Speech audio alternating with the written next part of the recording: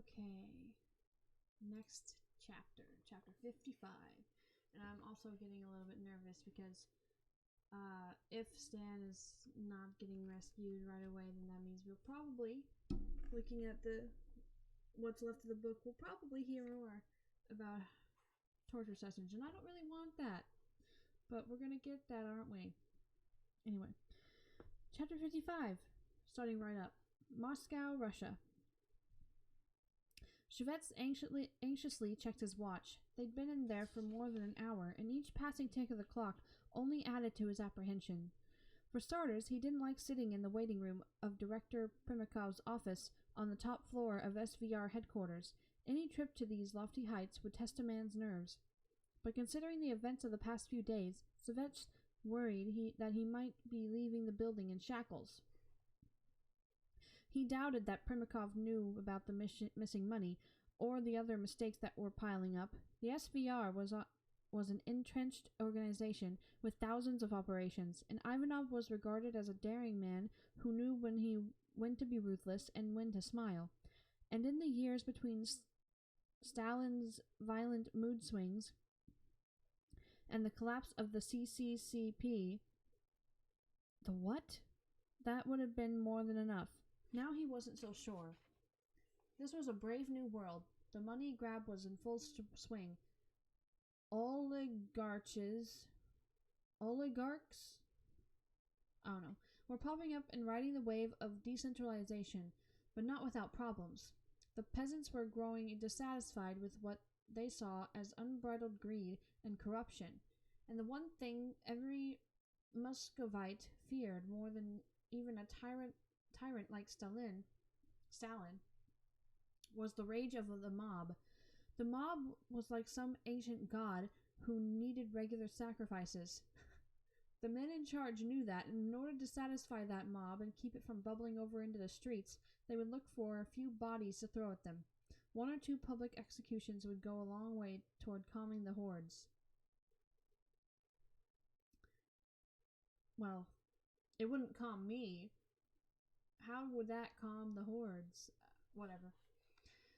It was Shvets' plan. After he'd forced some real food into Ivanov's gullet the previous afternoon, he began to sketch out their strategy. It would be centered on Primakov's distrust of the Islamic Jihad and its sister organizations. The missing funds would be laid at their feet, along with the assassination of the banker. As Ivanov's devious brain began to work, he hit upon the idea of blaming them for Hamdi Sharif's murder as well. Shvets wasn't so sure. He was from the new generation. Ivanov was from the old, whose motto was, if you are going to lie, lie big. The tricky part was this agent they were offering up. They had confirmed through one of their sources inside the CIA that John Cummins did in fact exist and that he had worked in Moscow before being stationed in Damascus. If Ivanov could deliver someone like that, Primakov might be willing to forget the missing funds. Shit. The only problem was coming up with the money to pay off the Palestinians. Ivanov would have to convince Primakov to give him the funds necessary to complete the transaction. And then this morning, Syed called, and things became infinitely more interesting. He explained that he was now in possession of 2 more Americans who had been sent to try to buy the release of Agent Cummins. One of the men was nothing more than an underling, but the other was the catch of a lifetime. When pressed, Syed refused to give details, saying he would only discuss the matter in person when they arrived in Beirut. Still, there was no mention of Dorfman and the missing money. Well, of course, Ivanov didn't mention it, so Syed's not going to mention it to you. Syed's continued silence over the missing funds had caused Ivanov to rethink the issue. What if Islamic Jihad and Fatah no longer feared him? What if they thought Russia was too disorganized to care? There had been plenty of heated feuds between the various Palestinian factions over the years, and Syed was the man who had profited the most by peddling arms to all sides. What if that thug Monogmia had decided to take what he wanted, kill Dorfman, take all the money, solidified his position, and thumb his nose at Ivanov? So, Syed and his little group of peeps are like, Ivanov probably did it, and Ivanov's like, Mugnia probably did it. Got it. Or not Ivanov. Shvets is like Mugnia probably did it. That thought had caused Ivanov to reach for the vodka, but Shvets had stopped him. He was scheduled to meet with Primakov in less than an hour, and he needed to be sober. The problem had become clear to Shvets as well. Why else would Syed stay quiet over the missing funds? If his money was gone as well, he would be demanding answers. The only logical reason for his silence was that they had taken the money and they were daring Ivanov to bring it up. I love this. Please. Ivanov and Syed turn on each other. Please. That'd be so funny. Ivanov had to assume they had every last shred of damning information that Dorfman had kept. All of the various accounts and how Ivanov had and how Ivanov had bilked his own government out of millions on the arms shipments by playing the middleman with Syed. That information alone could sink him. Ivanov's hands were tied, at least for now. That was how Shvets had counseled him. Go along with this ruse. Go to Beirut and look the liars in their eyes and then ask them where the money had gone. Bring a show of force that will make them think twice about stealing from you. Ivanov liked the idea. As he walked into Primakov's office, he turned and told Shvets to wait outside. Shvets knew his boss too well to think he was anything other than a duplicitous snake. As he nervously checked his watch, the minutes ticking by, he figured out what Ivanov was up to. He was in there right now, blaming him for the missing funds. He'd probably already ordered someone to begin creating a false trail between him and Dorfman. That way, when it really did blow up, Ivanov could step back and blame his inept deputy Shvets. Shvets didn't know if he was more upset with Ivanov or himself for not seeing it sooner. He should have left him in bed and gone to Primakov and taken his chances. When the door finally opened, Ivanov appeared with a stoic look on his face. He never broke stride as he headed for the elevator. As he walked past his deputy, he snapped his fingers for him to follow. Shvets hopped to his feet and buttoned his jacket, hustling to catch up. Once in the elevator, Shvets asked, "Well, it was good. He understands what must be done." Shvets started to ask another question, but Ivanov shook his head in a very curt way that told him this was not the place to talk. When they entered Ivanov's office less than a minute later, the director of Directorate S went straight for the vodka. Shvets did not try to stop him this time. It was approaching mid-afternoon, and he took it as a victory that he'd kept him sober this long. He waited for his boss to consume a few ounces. When Ivanov looked relaxed enough, Shvets asked, "What did he say?" Ivanov yanked at his tie. "He sees things our way.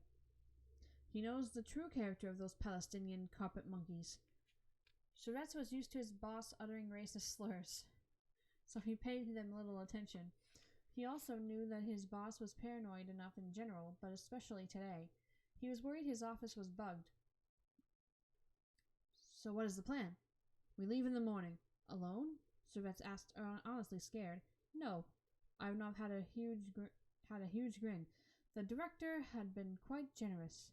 He is sending along some Spetsnaz, one of the crack Vimpel units. Words. Shvets wasn't sure if that was good news or bad news. The Vimpel unit specialized in assassination and sabotage, among other things. Why a Vimpel unit? Because he's sending us with cash. How much? Ivanov smiled and held up 5 fingers. Really? Shvets' surprise was evident on his face.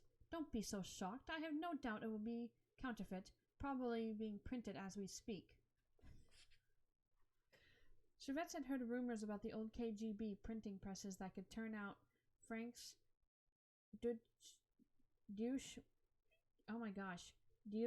marks, pounds, and dollars on demand.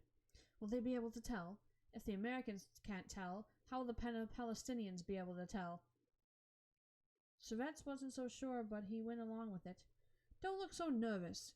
Ivanov came over and put an arm around Shvets' shoulders. I told him how useful you have been to me. I have no doubt that when we return with these mystery Americans, you will be given a nice promotion.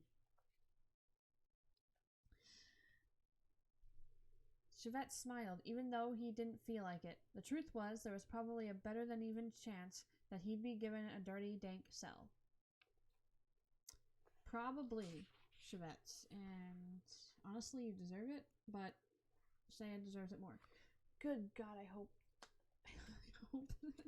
I just want Syed to be gone, honestly. Mugnia, Syed, Shvets, and Ivanov all deserve to be in prison. Just saying. Either that or deserve to have Mitch kill them.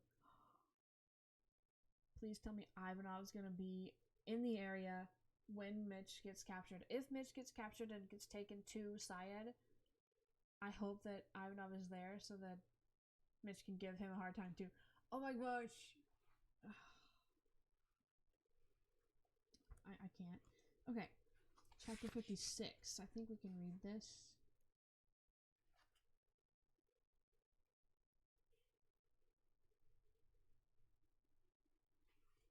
Alright, chapter 56. Beirut, Lebanon. According to Ridley, it was very poor spycraft to meet a source at a safe house. But for this particular source, they made exceptions. The reason was fairly straightforward. The source owned the house. Levin Petrosian had the complexion of someone who was born further north. I don't know where I got south from. Just the opposite of what it actually said. Who was born further north, but had lived long enough in the sun-baked city that his skin was deeply lined and had taken on the appearance of a permanent sunburn. That's not pleasant. Sorry. His white hair had receded almost to the midpoint of his head, and he was a good 50 pounds overweight. Hey, I'm right with ya. I'm like 100 pounds overweight, so I don't blame you. He entered the house out of breath, a cigarette dangling from his lips, his 4 bodyguards moving in tandem, 2 in front and 2 behind. The bodyguards were young, big, and fit. 2 looked like locals, and 2 had Petrosian's northern complexion. Petrosian walked over to Ridley, grabbed him by the shoulders, and kissed the American on both cheeks, and then, refusing to let go, he stared into Ridley's eyes and spoke to him. His face didn't so much as twitch. His eyes didn't blink, only his lips moved. After the intense, one-sided exchange, the Armenian gave Ridley one more hug, and then his eyes lifted and settled on Rapp. He released Ridley and asked, "Is this the one?" Ridley nodded. Petrosian sized Rapp up and then announced, "I must shake your hand." What is with this guy? The man spoke perfect English, but with one of those clipped heavy Russian accents. I wish I could do a Russian accent, but I cannot. I'm sorry. I could try, but it would be horrendous. Rapp couldn't come up with a single good reason why this man would want to shake his hand, but he stuck his right hand out as a polite reflex. In a voice only the 2 of them could hear, he said, "I have hated that Turkish pig, Hamdi Sharif, for almost 20 years. I want to thank you for putting a bullet in his black heart. When I heard he was dead, I wept tears of joy." I like him already, though. That's great. Rapp's own heart began to beat a little faster. How in hell did this man know he had killed Sharif? Duh! Rapp tilted his head to the left so he could get a look at Ridley. The man shrugged his shoulders as if to say he was sorry. So much for secrecy. "I'm very sorry about Bill."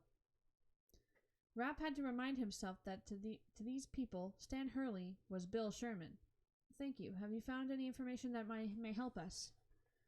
He winced as if disappointed in himself. "I'm not sure if it will help, but maybe. I confirmed that it was the police that picked up your friend in front of his hotel this morning. In fact, it was the police chief, that pig Gabir Haddad." "Haddad is not a bad man," Ridley said for Rapp's benefit, "just extremely corrupt. He works with us sometimes." "He works with anyone if they have enough money," Petrosian said. "Levin, anything to drink?" "No, thank you. My stomach is upset today." "So this Haddad," Rapp said, who gave him the order?" "I'm fairly certain it was your friends from Islamic Jihad, but I We'll know more later. I'm having dinner with Haddad this evening. His idea or yours? Ridley asked. His. He is afraid he has offended me, which he has, of course. He knows he cannot simply come into my neighborhood and grab my friends. It would have been nice if you had told me Bill was coming. All this could have been avoided. I know, I was already I know, I already told you I was sorry. He was planning on seeing you today. He didn't want word getting out that he was back. And how did that work out for him? I know, but just be careful with Haddad. We can't afford to lose you. I'm always careful. I will be at a restaurant of my choosing, and I will make sure the street is blocked off. Trust me, he's the one who needs to be nervous. That's what worries me. What if he's desperate? He has always been a desperate little man. He knows what he did this morning was wrong. He will be full of fear, and I will play on that fear to get every last piece of information from him. Any idea where they took him? Crab asked. That is the question, isn't it? Where did they take him? Petrosian shuffled across the stone floor and led out across the stone floor and out onto the veranda. Beirut is not a small city. It is not like your New York or Chicago, but it is not small. Have you figured out how they found him? No, Ridley said. He flew in last night shortly after 9. That's all we know. I have talked to the people at the hotel, and I am satisfied that they did not know who he was. Somebody must have spotted him at the airport from the old days. He made a big enough impression in certain circles, and those little Palestinian rats do all the dirty work at the airport. Baggage and fueling, cleaning the planes in the terminal. They treat it like their own little syndicate, Petrosian said with contempt. I have heard rumors that some of the cab drivers are involved in a kidnapping ring. Would they have any pull with Haddad? Ridley asked, thinking of the police chief. No, Petrosian answered as he flicked a long ash over the edge and onto the cars below. That would have to be someone much higher up. My guess is the same people who grabbed your other man, the Snars. Isn't that what you call him? Yes. You mean Islamic Jihad? Correct, with the help of a few others. Anything else? Little things here and there. Petrosian paused and chewed on his lip for a moment. Have you heard about this standoff at Martyr Square? I heard a little something yesterday, but not that much. It is a funny thing, Petrosian said while looking off into the distance. What are you talking about? Rapp asked. Ridley pointed to the north. Follow the scar to the sea. 1 block short you can see an open area. That's Martyr Square. Before the war, it was a beautiful place, full of life, Petrosian said in a sad voice. It was the scene of some of the heaviest fighting during the war, Ridley added. The buildings are all empty shells now. Now that the ceasefire has held, certain groups have gotten the idea that it is time to grab land while they still can. The Maronites started earlier in the week, and they began occupying the buildings along the east side of the square. The Muslims got word and started moving their people into a building on the west side. Rapp looked at the spit of land. He guessed it was around 2 miles away. Does that mean a fight is brewing? Part of me wishes they would all just kill each other so the rest of us can pick up the pieces and get back to where we were before this mess started. But I know that this is not the answer. We need the peace to hold. And how does this Martyr Square situation figure into our other problem? It might not, but then again, manpower is an issue. Manpower? Rapp asked, not understanding. These groups are like any organization. They have limited resources. They have to collect garbage, collect taxes, man their roadblocks, punish those who aren't behaving. The list goes on and on. The point is, they are forced to hold the west end of Martyr Square. If they are forced to hold the west end of Martyr Square, they will be weak in other places. Rapp wondered how he could use that to his advantage. As the sun moved across the afternoon sky, he got the sinking feeling that they were losing an opportunity, that if they didn't do something bold and do it soon, Richards and Hurley would share the same fate as Bill Buckley. Probably. Oh, God, don't let Hurley die. I don't want Hurley to die. I don't know why, but even though Hurley and Mitch say they don't like each other. It's obvious that, they're friends. So, you know, it'd be sad. I don't want Hurley to die. Okay, well, I read those 2 chapters way quicker than I read that one chapter last video, so that's good. I'm gonna go ahead and end this one though, and go into the next chapter. It's 4 a.m. What the heck, dude? It's 4 a.m. It's 4 a.m. Okay, I'm gonna go. Bye.